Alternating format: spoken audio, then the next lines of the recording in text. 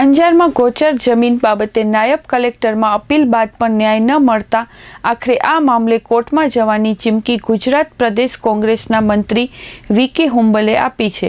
આ અંગે વી.કે. હુંબલે આજે ભુજ ખાતે પત્રકાર પરિષદમાં જણાવ્યું હતું કે અંજાર સીમમાં ગોચર સર્વે નંબર 1004 વાળી 22 એકર જમીન ખોટી રીતે કોઈપણ સક્ષમ અધિકારીના હુકમ વગર ખાનગી પાર્ટીના નામે નોંધ કરવામાં આવેલ છે અને આ નોંધ ખોટી રીતે પ્રમાણિત કરવામાં આવેલ છે, જેની કિંમત હાલે 200 કરોડ રૂપિયા જેટલી થવા જાય છે।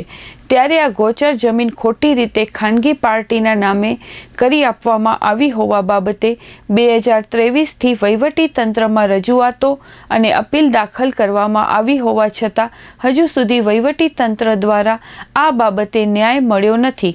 ત્યારે આ બાબતે વહીવટી તંત્ર દ્વારા યોગ્ય નિર્ણય લેવામાં નહીં આવે તો કોર્ટના રસ્તે ન્યાય મેળવવાની ચીમકી વી.કે. હુંબલે ઉચ્ચારી છે। તેમણે કચ્છમાં 5 લાખ એકર ગોચર જમીનો પર દબાણો હોવાનું જણાવીને આ જમીનો ખુલ્લી કરવામાં આવે તેવી માંગણી કરી હતી। આજે ગૌચર જમીન ઉપર જે દબાણો છે એ દબાણો દૂર કરવા માટે અમે વારંવાર રજૂઆતો અને સરકારમાં અપીલ પણ દાખલ કરેલી હતી। આજનો મુદ્દો જે છે એ અમારે અંજાર સીમનો મુદ્દો છે। અંજાર સીમના 1004 જે ગૌચર તરીકે 1973માં એ નિયમ થઈને એની હકપત્રકમાં નોંધ પડેલી છે, જેનું આજે પણ રેકર્ડમાં 7, 12, 8માં બધી જગ્યાએ ગૌચર તરીકે જમીન બોલે છે। આ જમીન ઉપર 1991માં ગેરકાયદેસર રીતે એક અમારે કિશોરભાઈ દાનાભાઈ પટેલ, ભોગીલાલભાઈ દાનાભાઈ પટેલ, નિશાબેન દાનાભાઈ પટેલ આ લોકો દ્વારા 1991માં જે 984 સર્વે નંબર જમીન હતી એ જમીનની નોંધ આમાં 1004માં પરાવી અને નવા 1004, 1, 2 ને 3 એના 7 વાર બન્યા। આના માટે કરીને અમે અંજારના નાયબ કલેક્ટર સમક્ષ અપીલ દાખલ કરેલી હતી કે આ ગેરકાયદેસર નોંધો છે, કોઈ પણ સક્ષમ અધિકારીના હુકમ વગર 1991માં 984 સર્વે નંબરવાળી જમીન 1004 વાળી કઈ રીતે બની ગઈ। આ અપીલમાં અમે દાખલ કરીને તમે તપાસ કરો અને જે ગેરકાયદેસર નોંધો છે એ રદ કરો, એ માંગણી અમે અપીલ દાખલ લગભગ 1.5 વર્ષ પહેલાં કરી હતી। 1.5 થી 2 વર્ષ જેટલો સમય થઈ ગયો। તો 1.5-2 વર્ષ પછી એને ખરેખર તપાસ કરીને એનો નિર્ણય કરવાનો હતો, એના બદલે 1.5 વર્ષથી પછી અમને એવો હુકમ કર્યો અંજારના નાયબ કલેક્ટર સાહેબે કે આ જમીનમાં તમે ત્રાહિત વ્યક્તિ છો એટલે તમારી અરજી અપીલ કમી કરવામાં આવે છે રજિસ્ટરમાંથી। નવાઈની બાબત એ છે તો ગૌચરની જમીન ઉપર ક્યાંય દબાણ થયું હોય તો એની અપીલ કોણ દાખલ કરે?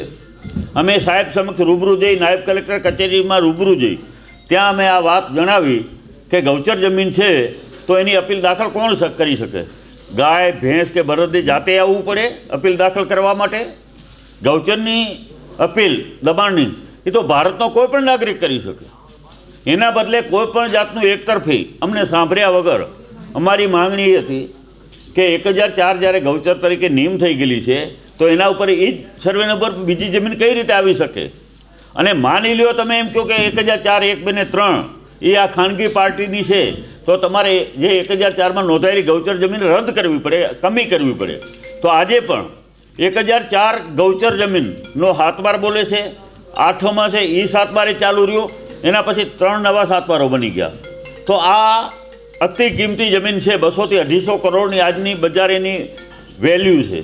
એ જમીન ઉપર એને તપાસ કરવાના બદલે જે જમીન ઉપર ખરેખર તો કલેક્ટર સાહેબના ધ્યાનમાં ખાલી આવે ને કે ક્યાંય ગૌચર ઉપર દબાણ છે તો એને સુઓ મોટો કરીમાં લઈ અને તપાસ કરવી જોઈએ। સુઓ મોટોમાં લઈ તપાસ કરી અને ગેરકાયદેસર નોંધો હોય તો એને રદ કરવાની જવાબદારીની ફરજ માનનીય કલેક્ટર સાહેબ અને નાયબ કલેક્ટર સાહેબની હતી। એના બદલે અમારી અપીલ 108(5) હેઠળની અપીલ એને 1.5 વર્ષ પછી 1.5 વર્ષ સુધી તો અમારી અપીલ રાખી મૂકી, ખરેખર તો તરત એને દાખલ કરવી જોઈએ।